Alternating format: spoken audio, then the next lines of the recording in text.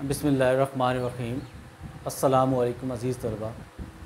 आज का जो हमारा मौजू है जी सेकंड ईयर स्विक्स और क्वेश्चन नंबर है जी इसका 7। लॉन्ग क्वेश्चन है पहले चैप्टर का ये, और सवाल हमारा है जी करारदाद पाकिस्तान पर जो है वो जामिया नोट लिखें। ठीक है जी।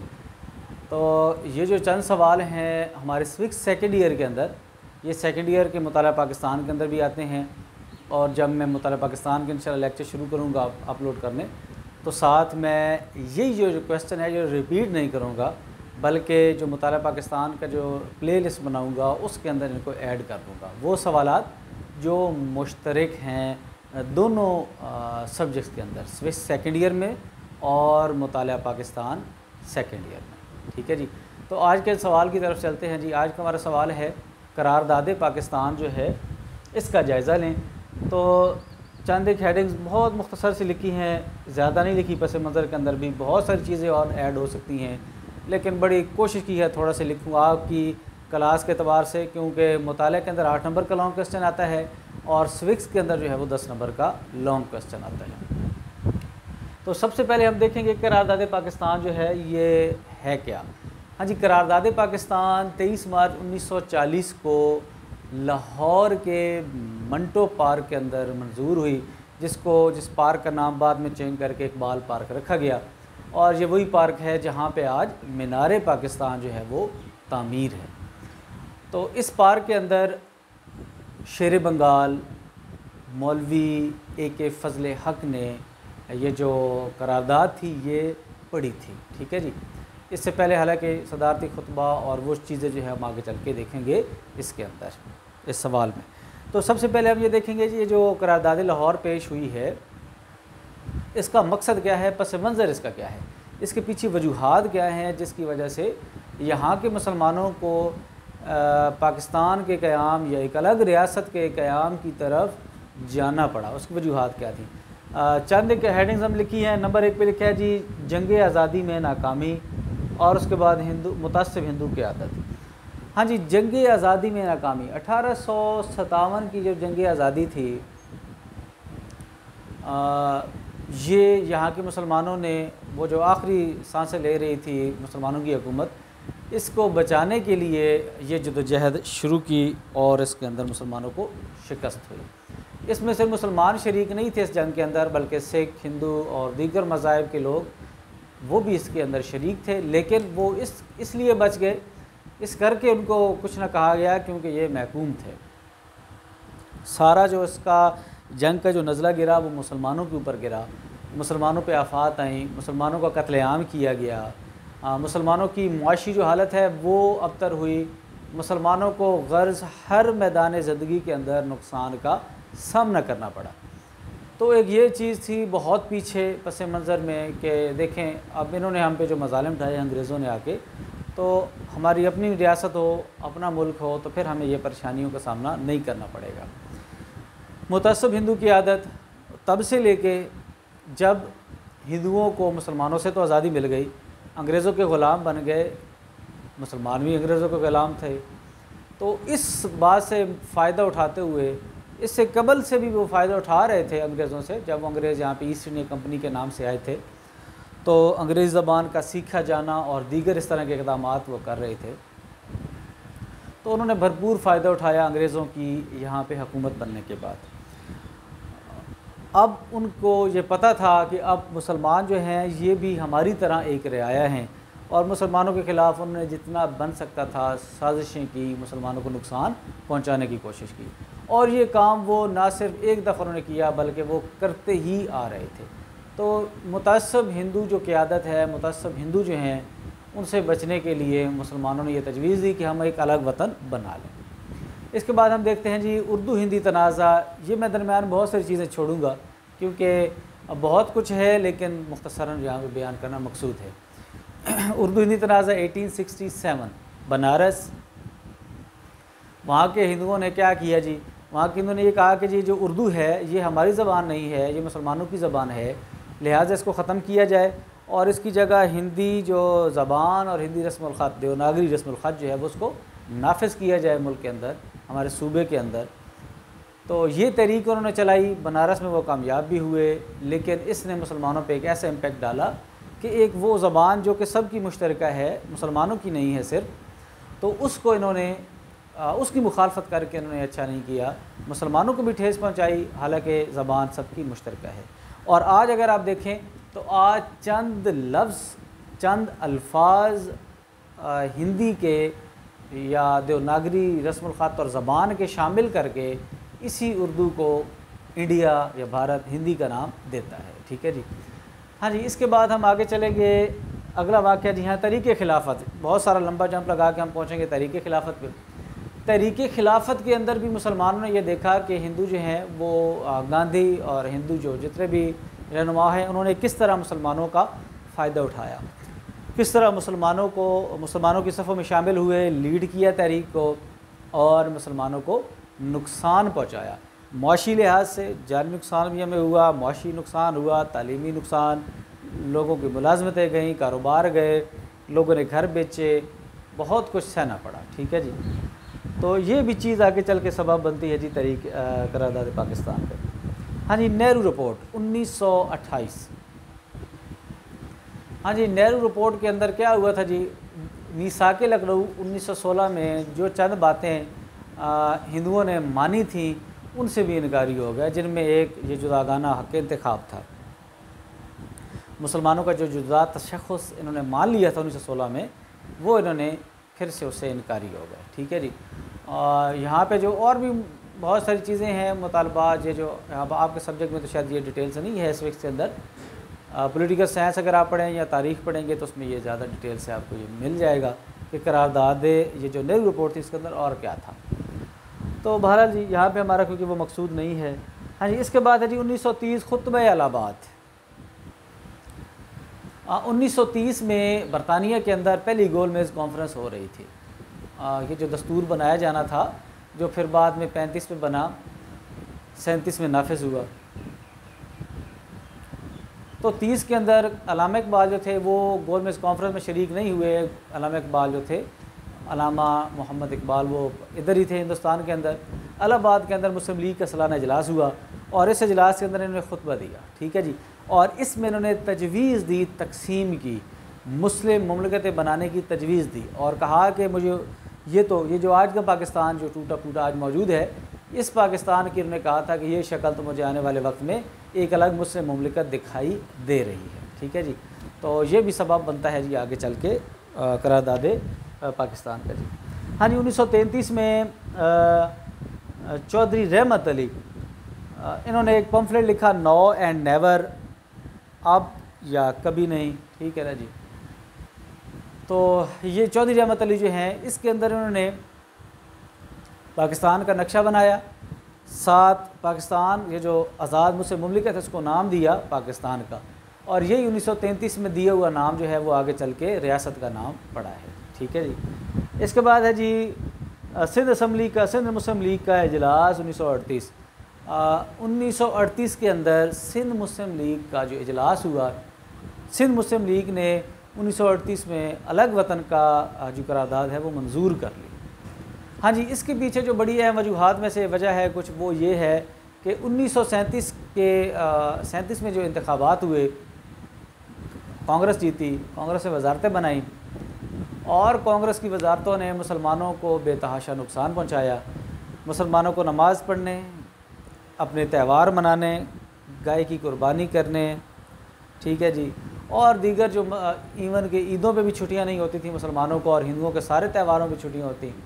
बहुत सारे मामलात ऐसे हुए, मुसलमानों पे बेजा सख्ती की गई, मुसलमान कांग्रेस के मजालिम से तंग आ गए और उन्हें पता चल गया कि अगर अंग्रेज़ हमें छोड़ के चले गए और ये मामला हिंदुओं के हाथ में रहा तो इन्होंने हमें ज़िंदा नहीं रहने देना। तो कांग्रेसी वजारतें जो हैं इन्होंने बड़ा असर डाला और मुसलमान मजबूर हुए अलग रियासत का मुतालबा करने पे। इसके बाद है जी पाकिस्तान नागुज़ीर था। हाँ जी, सैयद हसन रियाज़ हैं जी मुसन्निफ़, इसके किताब है जी सैयद हसन रियाज़ की, जिसमें वो क्या कहते हैं जी, वो कहते हैं जी कि मुतालबा किया जाना ये जो है ना पाकिस्तान, क़याम पाकिस्तान का मुतालबा किया जाना जो है वो ये बड़ा ज़रूरी था जी, इसके बगैर कोई हल नहीं था। ठीक है जी। सैयद हसन रियाज जो हैं, इन्होंने ये किताब जो है वो 1940 के अंदर लिखी है। ये कहते हैं जी कि कायद-ए-आज़म मोहम्मद अली जिन्ना 1930 से तकसीम के फार्मूला पर गौर करते आ रहे थे और तख्लीक़ पाकिस्तान के हक़ में उनका ज़हन करारदाद पाकिस्तान की तौसीक़ से कई साल पहले बन चुका था, लेकिन वो रफ्ता रफ्ता मुसलमानों के इस नज़रिया के हक़ में कायल करते रहे और 1940 में करारदाद पाकिस्तान मंजूर करवा के उसे मिली मुतालबे की शक्ल दे दी। हाँ जी, इसके बाद हम क्या देखेंगे जी, मुस्लिम लीग की तश्कील नौ।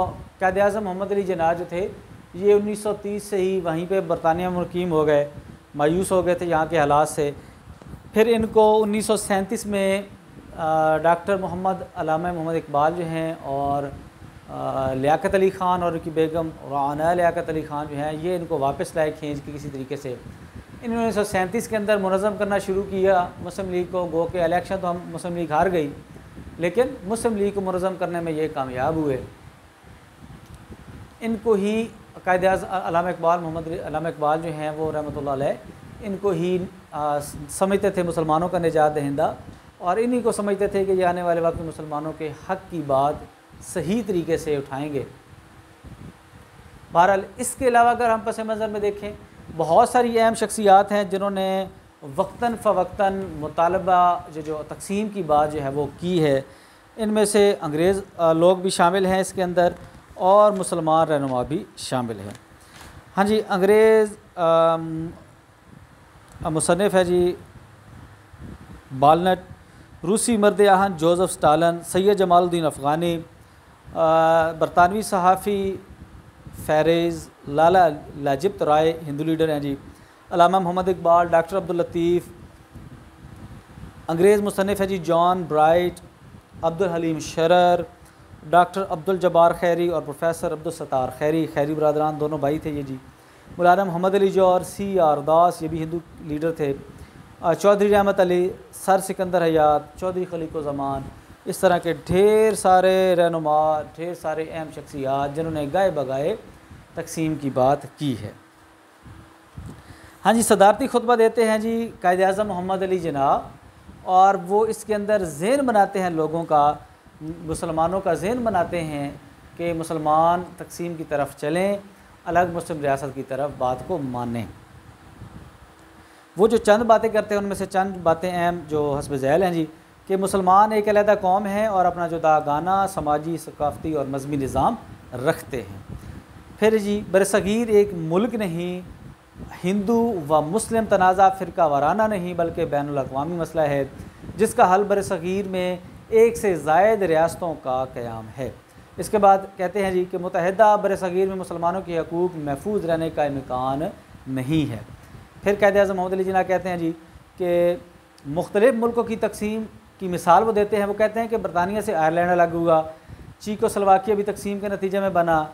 इसी तरह अगर आप देखें उस दौर के अंदर जो मुख्तलिफ़ वाक़यात पेश आते हैं जी तकसीम के हवाला से, तो ये कोई आम बात नहीं, ये कोई इतनी जो थी ना जी, कोई नई बात नहीं थी। स्पेन और पुर्तगाल, चीकोस्लोवाकिया, आयरलैंड, इनकी आज़ादियाँ या इनका अलहदगी जो है, ये कोई आम बात थी।